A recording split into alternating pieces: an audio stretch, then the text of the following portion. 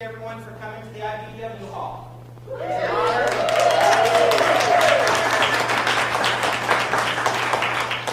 It is an honor and a pleasure to have you here. In my time as assistant business manager, one thing I've learned is that leaders look back 4 generations.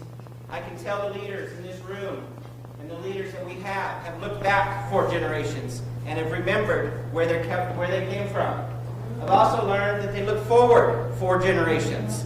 As an old business manager here at the hall used to say, I'm here to put shoes on your grandkids. My time has kind of come and gone. I've done my job. But I need to make sure that what I have stand on is moved forward. That the mountains that we have climbed have not been forgotten. And with these leaders that we have today, that's exactly what we have. We have people that are looked out for us, that have welcomed us, and that has grown what we have started. Tremendous. To where now I don't have to worry about my kids. I don't have to worry about my grandkids or their kids. And that is the way it should be. We need to make sure that we leave this place a lot better than what we started with. And the people that we have today in this room, and the people that we have speaking, they stand and believe in that. They have made it so much better for us. They have passed the Healthy Workplace Act to make sure that everybody has the ability to sick leave, to make sure that the people in our restaurants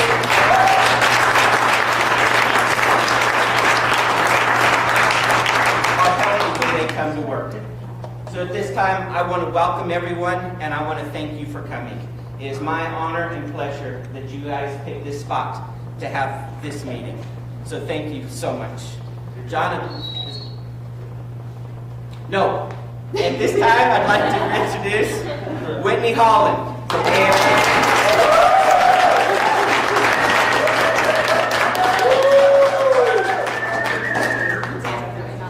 Can you hear me okay? Yes. No. No? You're good. I'm good. Okay. Wow. You just got to hold it up close. Up close. Good afternoon, Whitney Holland from AFT New Mexico. I am honored to be here today. Woohoo! Yes.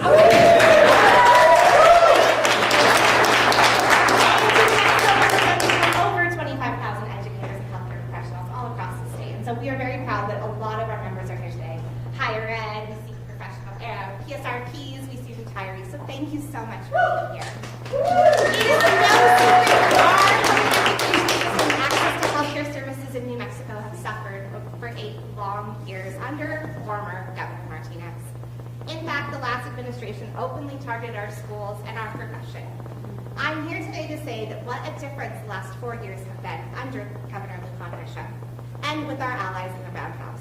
Better services for our students and patients, higher wages, a return to respect for our profession, record low unemployment, and the list could go on and on.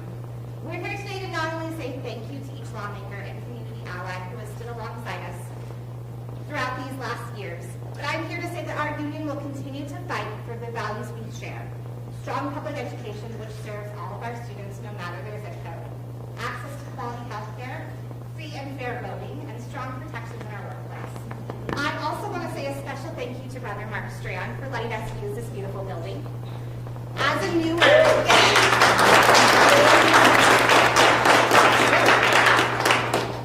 newer union leader, I look to those who come before me for advice. And I'm here to say that Brother Mark Strand yesterday asked the Secret Service where to find me here. So, just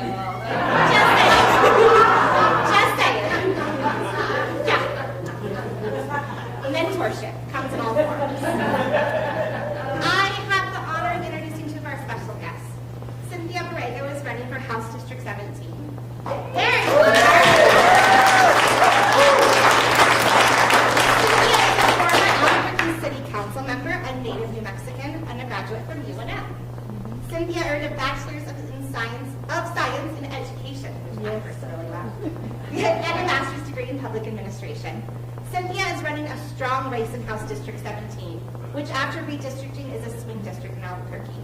We know that Cynthia will be a strong voice for education and labor, and I'm really excited to work with her up in Santa Fe soon. And Representative Joy Garrett. There's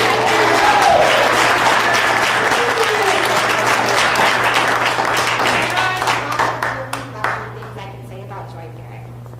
educator, advocate, lover of K-drama, excellent taste. But really the easiest way to say this is when Joy calls me and I see her name on my phone, I like to pick up the phone. And I'm a millennial, so that says a lot. So, what a friend. I'm really happy to be here and to honor both of you and your amazing races. And we're really excited for all the work that we know is coming. So thank you. All right, with that, I'm going to turn over to Kathy Chavez.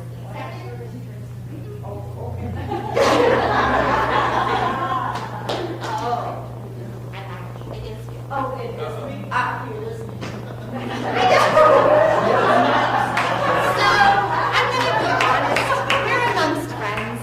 We are doing what's called a stall and delay tactics. Labor is family. So, there we go. Labor is family.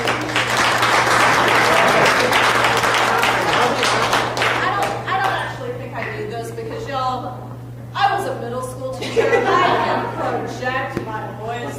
And if you're comfortable without the mic, I'm comfortable without the mic. My name's Jessica Velasquez. I'm honored to be the chair of the Democratic Party of New Mexico. I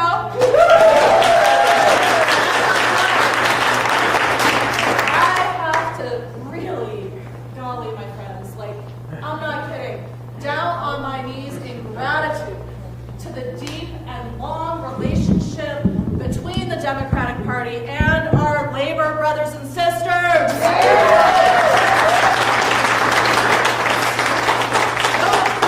About showing up. Let me tell you, I was raised in a union household. Both of my parents were school teachers, my grandmother, my great-grandmother, the other half were farmers and miners. And I grew up outside of Pittsburgh, Pennsylvania, which we know has a strong heritage of powerful, effective unions. Okay? I share this story with you now because I think we see the relevance and the urgency in this day and age. I was about 8 years old. The teachers went out on strike because, you know, of course they weren't going to sign that contract. Of course the school district didn't want to play ball. I remember my parents being on the picket lines. My grandmother, who was about to retire and was having health problems, wasn't on the lines, but you know what she did? Cooked food, dropped it off, babysat me so that my parents could go out and walk the lines. And it's not every 8-year-old child whose grandmother explains, and she was a smoker, so I remember wisps of smoke around my head, and she's explaining to me about collective bargaining. She's explaining to me about the power of unions, and I'm 8, and I'm like taking it all in, because this is my grandmother. Right? That's why I am so thrilled to work hand in hand with our labor partners to keep electing Democrats up and down the ballot, because my friends, make no mistake, if we fail to elect Democrats, we fail to safeguard our democracy, we fail to safeguard bodily autonomy over what we can and cannot do with our bodies and the decisions we make about when and how to start families. They will absolutely come after our power as unions and as labor leaders and as members, right? We're going to be playing whack-a-mole anyway with right to work. We always play whack-a-mole, right, brother? Yes. Every time we're playing whack-a-mole with this horrific legislation that is anti-worker, anti-family, and certainly anti-New Mexico. So I'm here today to just give you all a huge, huge shout of gratitude for the work that you do within your labor organizations and to encourage you to keep going forward with that work. We will not sit down and take no for an answer. We will not back down. We will make sure that we elect Democrats up and down the ballot who are going to be advocates for the rest of us. Right? Starting at the top of the ticket with our great Governor Michelle Lujan Grisham.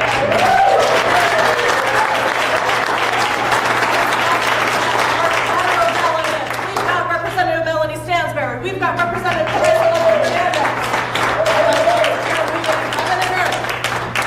to get that terrible Harold out of office down south and to elect Gabe Vasquez to the 2nd Congressional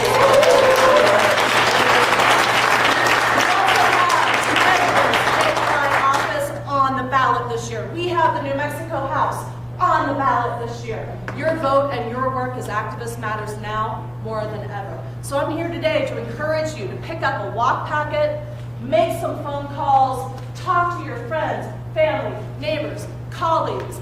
The women in line with you at the grocery store, my friends. They are ready to hear from us. Encourage them to get out and vote. Make sure that everyone checks their voter registration at nmvote.org. You all are doing the work. We have the Democrats here in the state to win these elections every single time, but that doesn't happen if we do not get Democrats to go to the polls, right? So Labor in the House, thank you so much for being here today. Please check out our website as well, nmdemocrats.org. You can absolutely sign up to make some phone calls, send some texts, go hit the doors for your candidates. I really want to commend Joy Garrett for her race too, that we get out and knock on the doors for Joy, and Cynthia Borrego as well. I've known both of these women for years. They are true advocates and will never stop fighting for us. Yeah. Are we ready?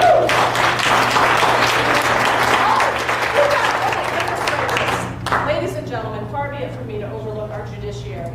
Y'all, after this past year, we have a new understanding of how important the courts are, don't we? Yeah. Oh my gosh. Justice Brianna Zamora, wave. Yeah.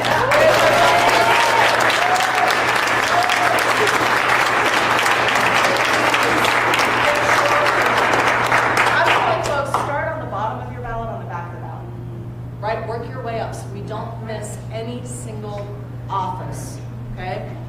Please keep doing the work, keep showing up. I'm a proud NEA member myself because I'm no longer in the classroom. And I know how many different unions do we have here today? I know we got electricians, right? Yes. I know we got AFT, right? Yes. We've got our new UNM folks here. Yes, we do. Y'all stand up.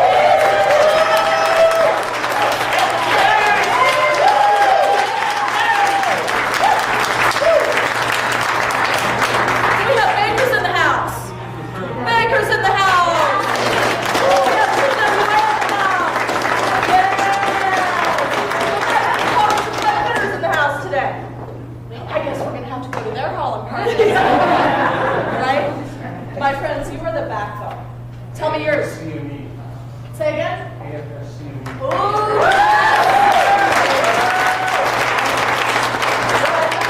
This union and labor family that we have here in New Mexico is so strong. Give me one more. AFT in the house. National Account Controllers Association.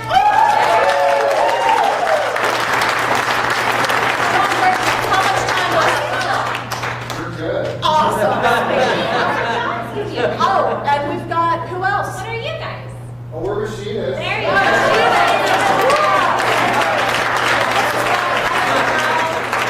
Worked myself to the bone during election season because you all matter so much.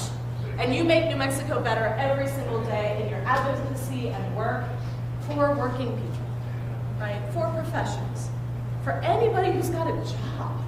Right? For the love of all that is good and true in the world, there ought to be a union for all of it. That's why we're so thrilled to have such leaders here with us today. That's why I'm honored to serve as your chair for the New Mexico Democratic Party. Right? We will get the job done and we will deliver. So, we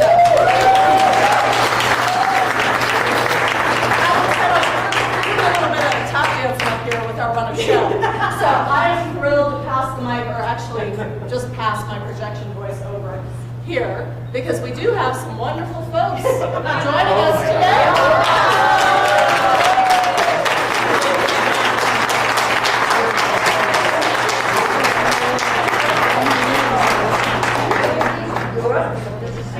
Oh, I don't know that either. I don't know. Good evening, everybody. Thank you for being here. Labor in the house.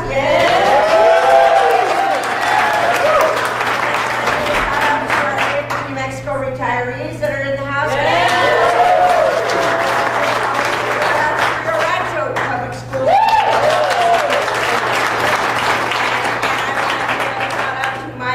And I'm going to say my because I'm very proud. My FCP retirees who are doing the phone banking, and my people from the schools, they're doing all the phone banking, the best in the U.S.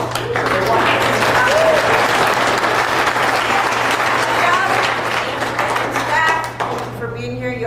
pocket, so thank you.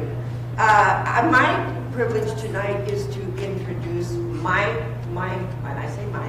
our national AFT president. She has a bio here that's about 20 pages long. I refuse to read it. First of all, I wouldn't understand half of the words, but that's a big deal. So I am going to read to you the first 3 paragraphs because it is important that you know who she is. We love her, we adore her, we've had lots of presidents and been damn good presidents, because remember I've told you guys 1,000 times I'm older than dirt. I almost created AFT 100 years ago. Almost,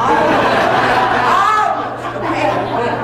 And I have to say, with all the sincerity in my heart, you guys know how to tell the truth. She's been one of the most fantastic presidents we've ever had.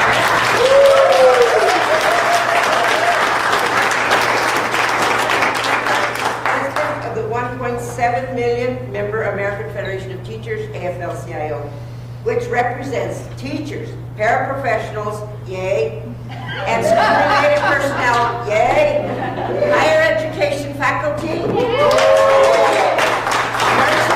healthcare professionals, local, state, and federal government employees, and early childhood educators, and our retirees.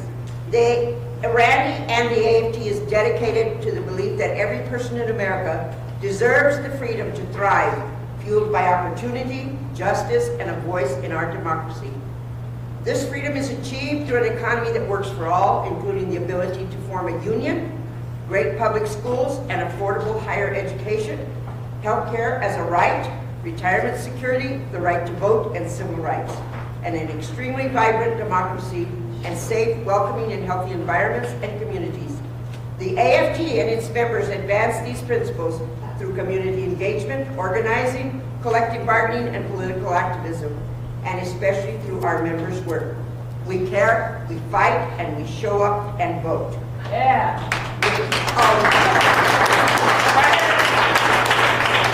Prior to her election as AFT president in 2008, Weingarten served for 11 years as president of the United Federation of Teachers, AFT Local 2, represented approximately 200,000 educators in the New York City public school system, as well as home child care providers and other workers in health, law, and education. She is the recipient of so many commendations, I am not going to sit here and read them all.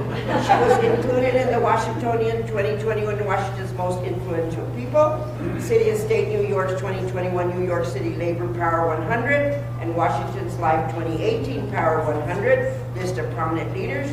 And I think that's my phone, isn't it? Oh, well. And in 2017, received the Roosevelt Institute FDR Distinguished Public Service Award. In 2013, the New York Observer named Weingarten one of the most influential New Yorkers over the past 25 years.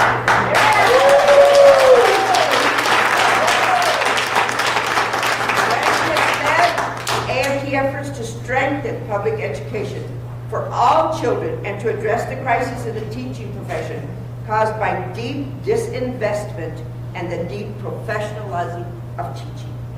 Through the AFT's Fund Our Future campaign, AFT members and leaders throughout the country are fighting for adequate investment in public education.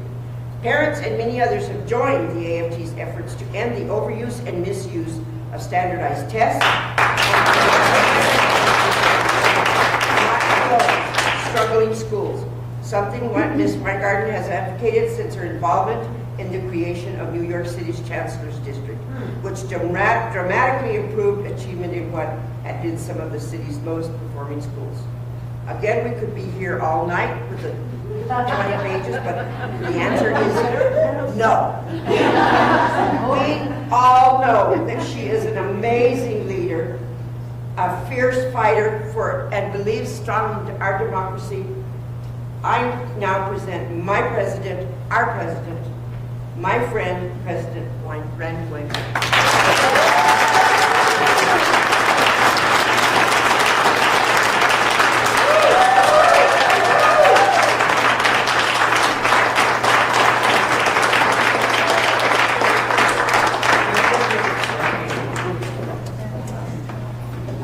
I'm trying to see if it works. There. No.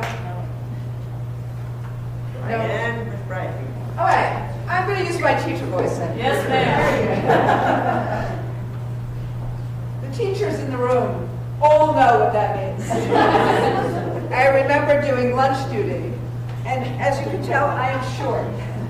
And What are you talking about?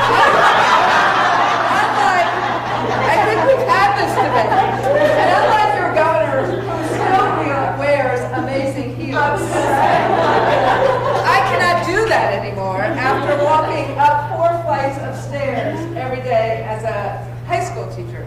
But all of my kids were taller than me.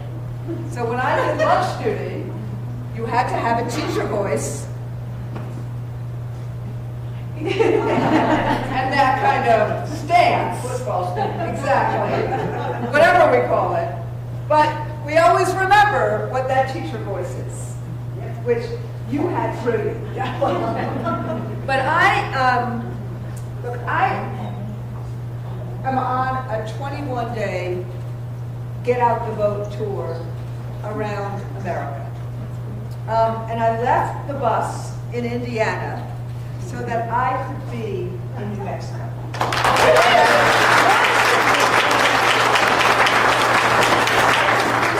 On Saturday, but I wanted to be in New Mexico because I didn't want to just talk about the stakes of the election, which are huge, but I also wanted to talk about the gem that you have as a governor.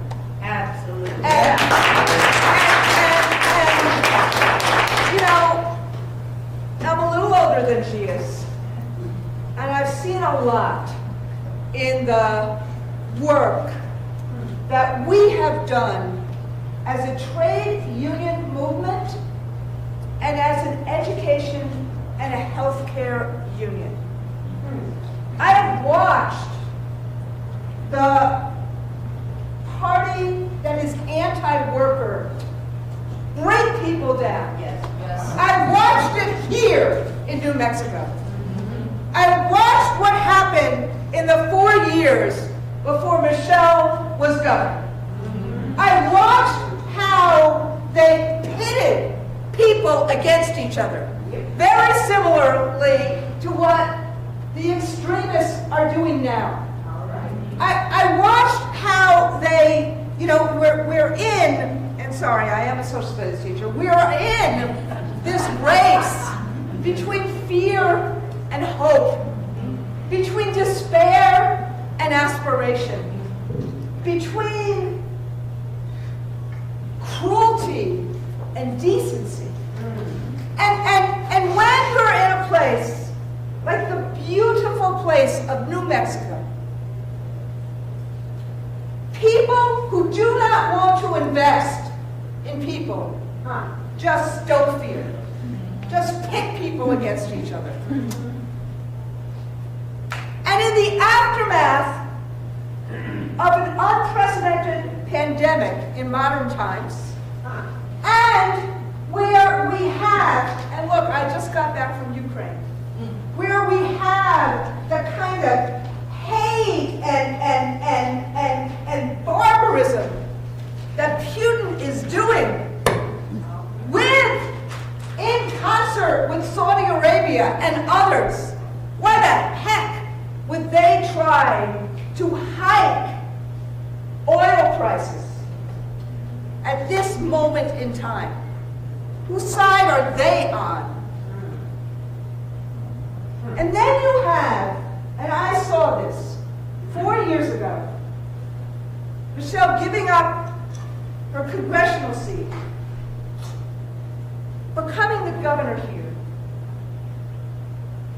understanding because of her life and her shared experiences, understanding what was needed in terms of education.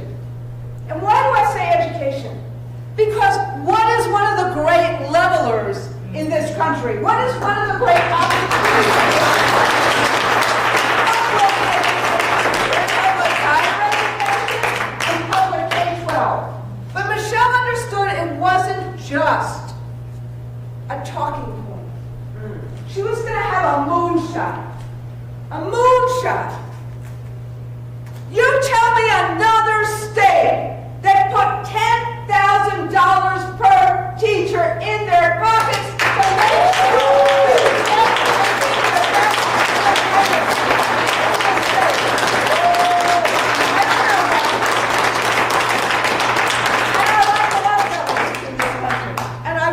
lot of governors in this country.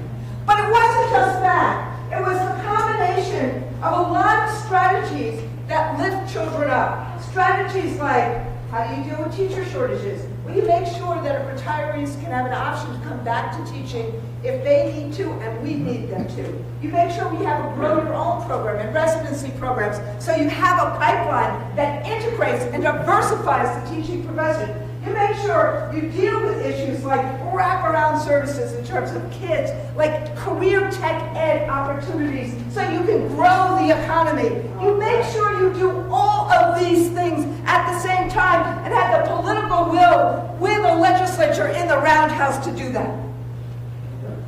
And then you got the people, like the guy who's running against her, Ronchetti. Did I get his name right?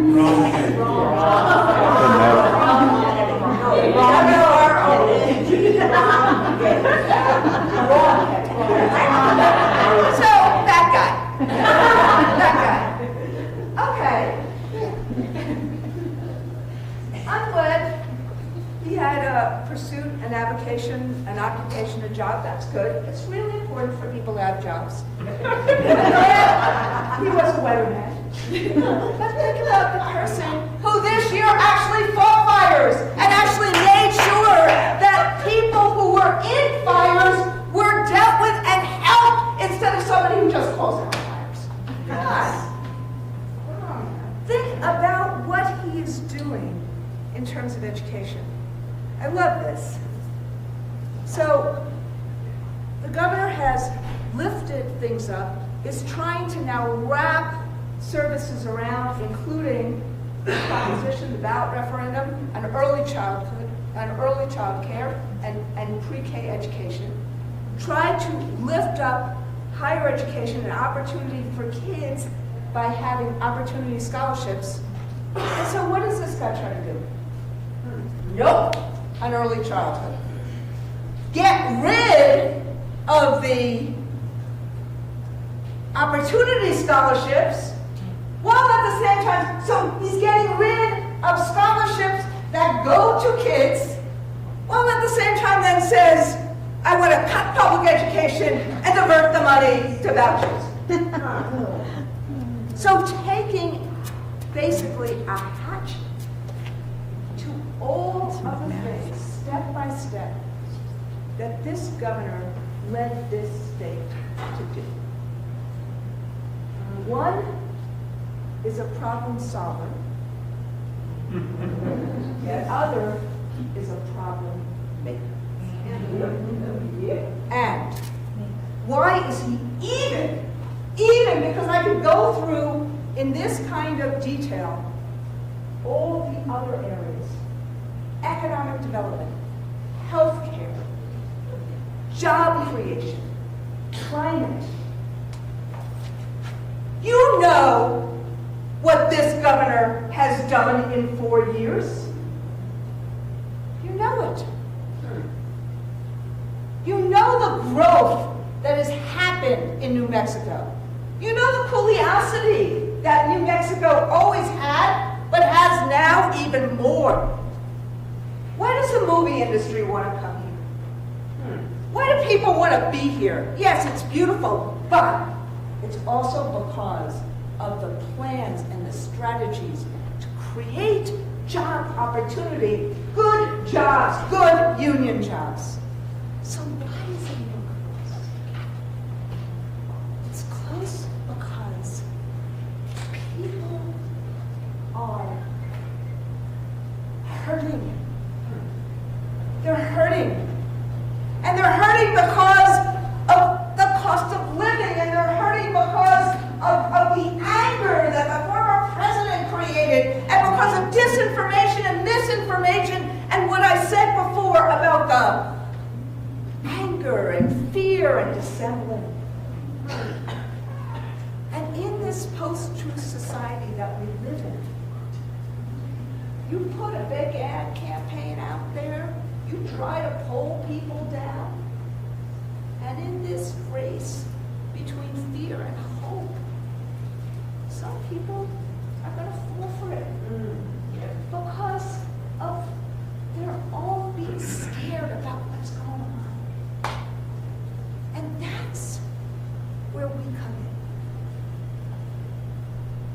go through over and over and over again. Jessica did an amazing job. What would happen if Michelle loses? What would happen if we lose the Senate? What would happen if we lose the House?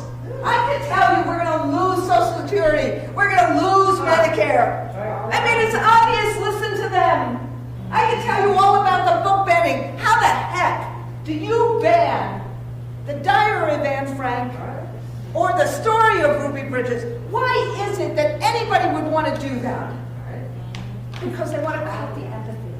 Because what do these two books do? They talk to kids across racial lines, across religious lines, about other kids who are in bad circumstances. And people feel for each other. That's what public education does. That's what we try to do. That's why they're trying to ban these books. That's why they're trying to stop us from teaching honest history. That's why they're trying to undermine trans kids. We know what they're trying to do in terms of undermine and undermine. But this is where you come. This lady can't be everywhere. And if she could talk to every voter, she would. We know her heart. We know her soul. We know her brilliance, her strategies, her being able to put this together. There are not a lot of people in public office who understand the music and the words at the same time and can put policy together like this that directly and really help people. So our job is this, and that's why I'm here today. Every vote matters. And in this post-truth society, our currency is trust. Your colleagues trust you. Your family trusts you. Your communities trust you. This is why the right wing hates the labor movement so much. It's why they hate the union so much, because you're trusted. And the people who don't have the labor movement want it. 71% of people want the labor movement, want unions. So I'm begging you, as I introduce someone who actually needs no introduction, I am begging you. You know what it's like when we don't have a Michelle.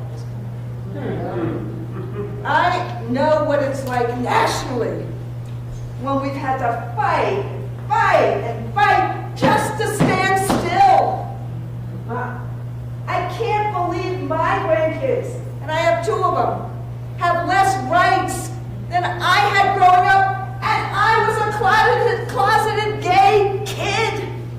And they have less rights than I have right now. We need, in the next 13 days, particularly us who work on campuses, in the next 13 days, to talk to everybody we know, to look them in the eyes. And the school teachers in this room know this, to meet them where they are. Yes. To listen to them, to hear them. But to speak the truth about the gem we have right now as governor, and what she has done, and what she will do to help better the lives of people in the next 4 years if we help get her reelected. It is my honor to introduce or reintroduce a woman who needs no introduction for you, your Governor, Michelle Lujan.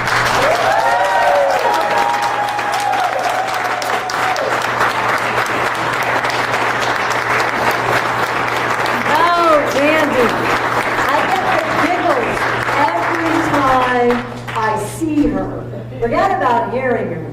She jumps around like no one I've ever seen. I don't know how she has that energy, but you know when you see someone and then you get to meet someone and outside of the priorities that you share and mutual respect, you just like them.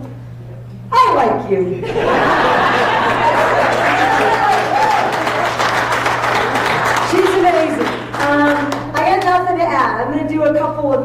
introductions. I want you all, the former mayor, we keep saying he's the only mayor of Albuquerque, Mayor Martin Chavez.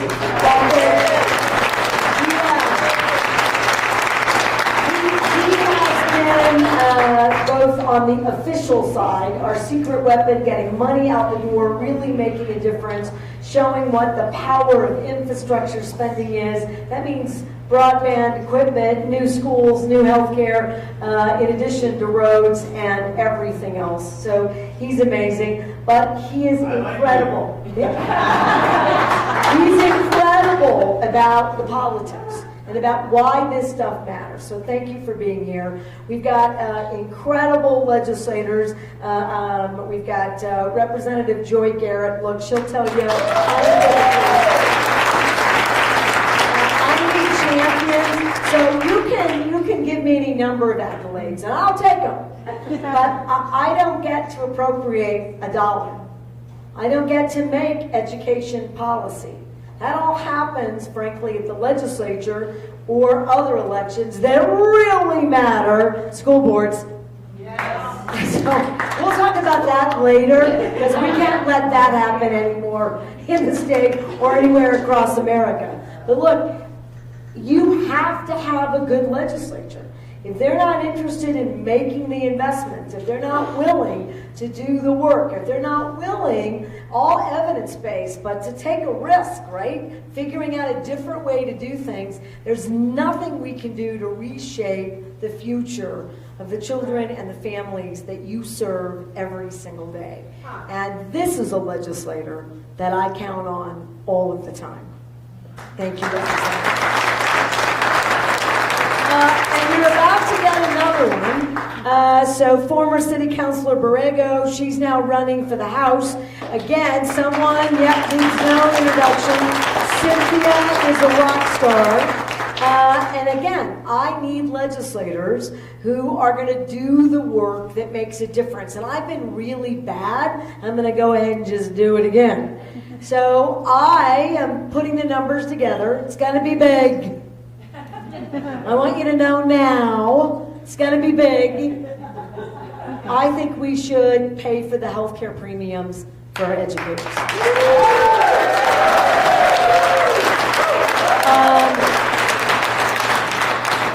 And the reason is, it's based on an antiquated pricing set of policies. The easiest way to explain to you, it's like Medicare. So until this brand new, which doesn't fully take effect, the Inflation Reduction Act that says finally Medicare can negotiate prescription drug prices, imagine our position, legislators and the governor, that we are tied to a pricing set of agreements that don't work for you. And every time you get a raise or an investment, no matter how small, they immediately tie it to what you pay in your health care.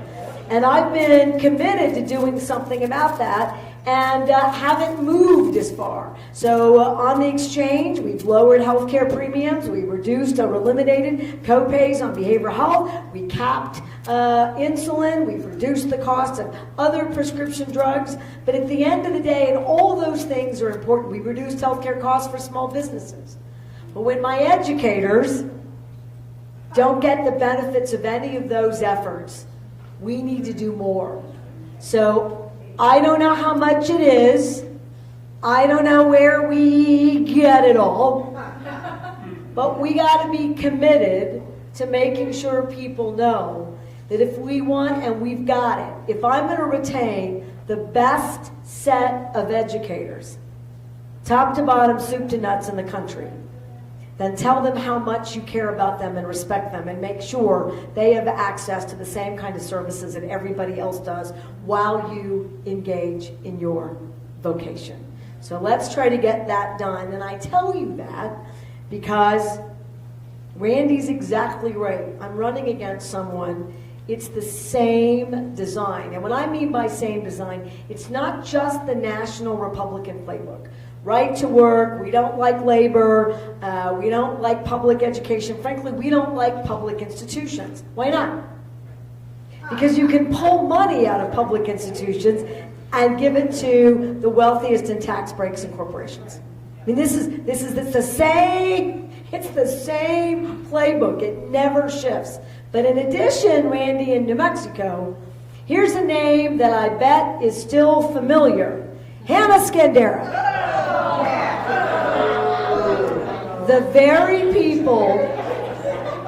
very people who designed that effort to destroy public education are running my opponent's campaign. I want to be very clear. So it's for New Mexico, it's double. It's a bad Republican playbook that isn't about public education. And it's about people who feel like they couldn't beat you down. They couldn't. Because to Randy's point, you were never going to give up. You had kiddos and families who were counting on you. So no matter how hard or miserable it was, you showed up every single day. It's the same men and women who showed up online, in school, dropped off meals, checked in, called, and read bedtime stories to kids all across America. Same is true here, all across New Mexico. It's the same men and women. Right? They just do it. Doesn't matter. Doesn't matter how hard it is. They just do it.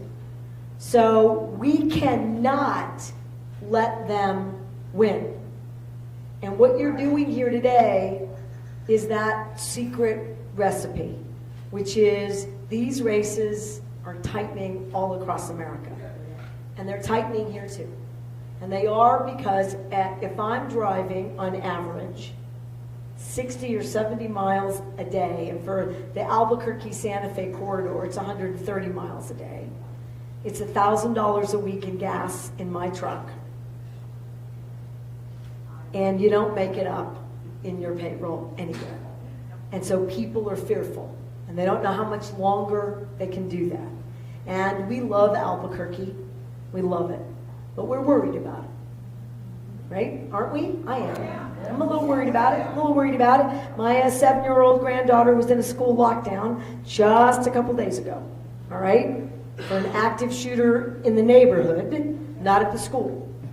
There were 3 in one area in Albuquerque, same time, 2 schools locked down and neighborhoods locked down. No one deserves to live like that. None of us in this room deserve that either. There's a lot more we can do right here, and we will. And it doesn't solve this or make us feel any better, but it is true that these are national issues that are more complicated than just having additional police officers, but we're doing that here. And in the same way we respect you, this is a state that's investing real resources into supporting our law enforcement community and their real smart evidence-based public safety investments. And just like it feels better in the classroom, I am very confident that it will feel better in our neighborhoods and communities. But without you, no one is going to hear that from me directly, frankly, anymore. That doesn't mean I'm not going to their houses anyway. Or calling them, all right? But they have to hear from you. Randy's exactly right. Kathy's exactly right. You have a relationship. When you talk to people about what you do every day, you have a relationship. When we know we got to get out, right, college faculty and college students, we have to drive these votes out. We have 13 days. So far, turned out good, so we can all go home. No! Because on the day, 2 days, so Friday, Saturday, we'll do 3. Friday, Saturday, and then election day. Republicans are going to show up. And they're going to show up big in New Mexico. And if you think that's not true, just take a look at the data from the last mayoral race. All right? So we have to be prepared for that. How do you get prepared for that? We get more Democrats to show up those 3 days, and we make sure that these absentee vote requests get turned in, and we make sure that people are coming every single day. Every single day. They gotta go to expanded early voting. So I need you to make thousands of calls. Thousands. We're behind. I'd like to tell you we are not behind. Randy, we're behind. Because it's hard out there. Jessica will tell you it's hard out there. It's just this is a hard climate. Whitney will tell you, how many of you in the classroom are seeing kiddos and families that just aren't behaving in a way that makes you feel like they're not traumatized, right? All right, so we know people are upset and they don't feel good. That is a very bad climate for elections. What do you do in that regard? You throw out the incumbent no matter what the incumbent is doing, because there's no place to focus that anger. You have to refocus folks and get them to understand how far we've come. And I'm going to end with just two things. All across America, people are talking about New Mexico, about what an amazing job you're doing. That there's a blogger out of South Carolina that just said, hey states, you better watch out because New Mexico's coming for your education rankings. And we are. And they're talking about it at every conference. They're saying the 2 states with the best evidence-based policies, right? Cradle to career, Minnesota and New Mexico. I'm sick of hearing that the 51st, it's like dogma here. We've been on a roller coaster with the poorest kids in America. A roller coaster with the poorest kids in America. And if we want to change that dynamic, then we got a whole lot of work to do, not just in education. And the notion that we aren't doing enough is false. Access to home visiting, extended postnatal care, mama and child under Medicaid, making sure that New Mexico's halfway plus to universal child care. We're going to be the first state, if we have our way in the nation, to just get it done. Universal pre-K. We're ahead of Colorado. We're ahead of Nevada. But we are light years ahead of Oklahoma and Texas. Texas educators are coming here. They're saying we're better trained, we're more respectful, we're investing in professional development of our educators. We're recognizing the power of their commitment, both in the classroom and extended. We are the best state in America for college, the best. The programs that we have, bar none, better here than anywhere else, and we're about to get another shot in the arm. I was on a call with Janet Mills, governor of Maine, and Laura Kelly, governor of Kansas, and they're like, we have $1 billion in reserves. I think Maine said they have like 10 million or something. I'm like, we got $26 billion in our rainy day account. We got a 37% reserve account, which basically means we are in better shape if you add both of those than any other state in the nation. You take away the rainy day fund, we're second, maybe third in the country, but we have the most diversified economy. We've raised salaries from $42,000 to $60,000. We raised the minimum wage. We're going to keep going, keep trucking, keep investing. We lowered your taxes. More is coming, more is coming. Healthcare, taxes, respect, training, housing, professional development, all the things that you deserve. Because you make a difference in those kiddos' lives every single day. Every day. Every day. All right? And while you're on your feet, you know what lifted me today? I got to tell you this story. It won't take long so we can all stand. Or you can sit. I promise I'll end. I gave the Teacher of the Year award today, all right, in Santa Fe to a preschool teacher named Tara Hughes. It's never happened to pre-K. And the mom that nominated her and wrote the letter has 6 kids, 3 of them autistic, dealing with navigating all the special education. Her youngest, who was the basis of the nomination, COVID, then you can't get in, navigating, all the stuff that we know is still hard. I never said it wasn't hard. I said we were on the right track. It's still hard. And she will tell you that it's hard. And her little 4-year-old in trouble.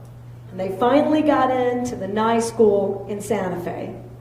And in 1 semester, Tara Hughes transformed a kiddo who nobody thought would be able to go to kindergarten, who was not going to be inside the classroom with everyone else because probably 70% of her time was going to have to be on individualized educational programming and support.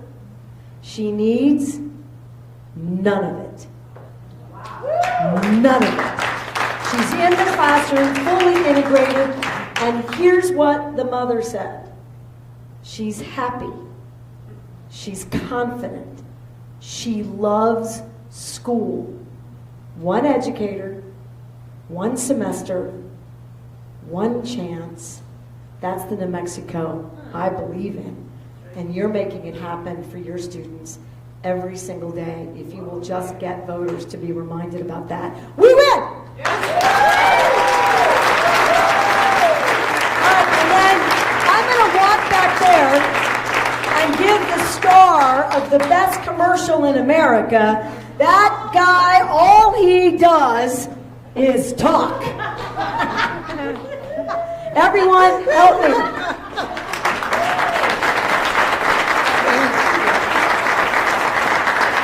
And she's a pistol. Hey guys, I just wanted to say thank you. All right, I don't know what I'm supposed to do now, but I'm going to go over here. I'm hopping along. Okay, all right, call. Get out of here. I don't know what you're still doing here. Actually, it's not my job to tell you when to go next.